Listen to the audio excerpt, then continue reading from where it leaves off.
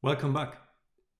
There are many risks associated with AI, but in this little session, I would like to point to those that are specific to creating products. So, if you are a product person, if you as a team work on creating products for your customers, you might be interested in the following session. So, let me first point at the double-edged sword of AI. AI in general is tremendously helpful in the hands of a skilled operator. So, if you know what you are doing, AI is really, really helpful. It's a massive lever at your disposal. However, it can be equally damaging if fundamental risks are ignored or if you are unaware of those. And in that case, I would say it is your obligation to skill you up in that part. And let me kick off the process here of skilling yourself up. So let's consider the core risk categories from a product perspective. First of all, it's some sort of automation bias. That means that you're blindly trusting AI suggestions, analyses, whatever that comes up with over empirical evidence. You may experience something like a vision erosion, because AI tends to optimize locally based on your context and the data and information you have available in your context. So it's really problematic to avoid that it is more and more focusing on optimizing your context without realizing that there might be tremendous opportunities outside of your little bubble as a team, for example. There might be validation shortcuts. You may recall the session on turning product requirement documents first into hypotheses, then into test cards, running the experiments, and then into learning cards. Large language models are really good at doing this because, again, it's pattern matching large amounts of text, so not a big thing. But it may also lead to a form of complacency where you start accepting the hypothesis from your model without actually proper experimentation. Why not cut corners here and there if you are under tremendous pressure to deliver more because your management believes that now that you have AI at your full disposal, you can actually deliver 25-50% more and better with the same budget of time and resources. There might be a delusion in accountability. So what happens when AI influence decisions fail? We always say, okay, AI makes suggestions, it supports the decision process, but in the end, it's the human in the loop who makes decisions. However, in reality, so there is a tendency to actually accept a few shortcuts here and there in the decision process. Why waste so much time on coming to a conclusion when the supposed obvious decision is right in front of your eyes and your large language model has been so kind to actually already formulate it. And finally, the more you rely on AI personas, on AI analysis of context data and whatnot, you may become over time less inclined to actually talk to your pesky customers and spend all your time, listening to their complaints. Just kidding. So, why do these risks emerge in reality? And there are three basic categories. First of all, there are human factors. Cognitive laziness is certainly an issue. It's a big topic. How can we avoid that we outsource thinking, to the models and just feel like the overseer who's making a decision about the suggestions the model actually makes. So this overconfidence in AI driven solutions is certainly diminishing your own capabilities. And this is, I believe, the greatest concerns you should have. Never let the AI basically do your work. I would be very adamant about this. Secondly, the fear of being replaced by AI, as unfunded as it might be, may drive you into some sort of over-adoption, because that you believe that's pleasing your management, or complete rejection. This is a fad, this will go away. So this is not a trend. I'm just ignoring this. Yes, at the moment we're talking about AI agents doing all the stuff, but wait, in 12 months, it'll be all down. Maybe you even created a Gartner hype cycle to support your understanding here. Organizational factors. There might be an increased pressure for data-driven decisions now that you have large language models available that are so good at analyzing huge amount of unstructured data amounts. So maybe the pattern recognition might be misunderstood as some sort of empirical validation, and so why not skip it? It's anyway the relationship between the effort on the one side, talking to your customers, and the outcome is actually quite extraordinary. Also, there might be some unclear boundaries between what the job of the product owner or product manager is actually on the one side, and how AI may contribute to that job. So who's doing what? And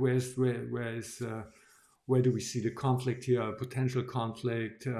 Where is the human in the loop actually taking over? That may not always be clear. At the cultural factor level, there certainly is this shiny object syndrome, technology worship. So the idea that AI really provides objective, unbiased solution because it's capable of analyzing these huge amounts of available objective data, that is really not suited for us humans to make sense of, and we should rather put our trust in the AI analysis than our gut feeling, right? And there also might be the issue that we have classic empirical anti-patterns, where you said, okay, I prefer authority over evidence. Never underestimate how well you can trick yourself into, configuring a large language model in a way that it actually confirms your biases. They're really good at this too, if you are not fully aware of this. So creating these self-fulfilling prophecy loops with AI help is actually really, really simple. It already worked just based on humans, but now that we have this tremendous cognitive lever at our disposal, it becomes even simpler. So that's another issue where you should watch out for. So what might go wrong on the product side of AI risk? Okay, loss of feedback loops. I think we already understood this. And direct interaction with customers. Yes, they're pesky. They expect your attention. It's really costly from multiple perspectives. And my goodness, right? Feature optimized for metrics from the past with little customer value. That's another point. Yes, your AI will be capable of analyzing huge amounts of data that you accumulated over years, but it's basically all data from the past. And let me remind you of the old adage from Steve Jobs. It's very hard to create products with not showing new products to people, because a lot of people will only understand what they need when they see it, right? AI has no capability of that whatsoever. Roadmaps driven by historical pattern instead of future opportunities. A roadmap should always be your best understanding at a certain moment in time where the opportunities of your products lie in the future. that may change, and it may change rapidly when you gain additional learning, but it should not reflect the past, because the past is gone. It's water under the bridge. What worked in the past may not work in the future, or is unlikely to work in the future. So, and if you feed past data from the past to your AI, guess what it will do? Stakeholder input filtered through AI interpretation rather than direct engagement. That's another issue. Look at the lesson about turning PRDs into this chain of hypotheses, experiments, learning from experiments, and final decision whether that PRD is actually valuable or not. This is the best case scenario, but of course it may also or backfire and lead you in the wrong direction, right? And if you put a bit more time into setting up your AI systems, for example, create a project for a specific stakeholder with all the background information on that stakeholder, and then you run the whole exercise in that project, for example, you may very quickly come up in a situation or end up in a context where the AI model basically puts everything into place that you can make sense of the request, but also justify the decision to actually support the stakeholders' request. So it's really tricky. You need to put in extra thought about this, how to avoid this. And finally, product decisions are becoming technocratic rather than customer-centric. The more you rely on AI, the more you rely on a black box. You have no idea how it works. When you should be actually looking for input directly from your customers, because those are the people that you actually are supposed to make happy and successful, and those are also the people who pay your bills, by the way. So there is another layer to this. It's the systemic danger, particularly when three things come together. So command and control structures, so rather hierarchically structured organizations that actually exercise a form of technology worship, and you are operating a market with a lot of competitive pressures, and probably your competitors are already heavily using AI. Then rest assured, if you are keeping a sane mind, and if you act as a professional and you question the whole endeavor to fully embrace AI for the purpose of product development, questioning AI may become a career limiting step.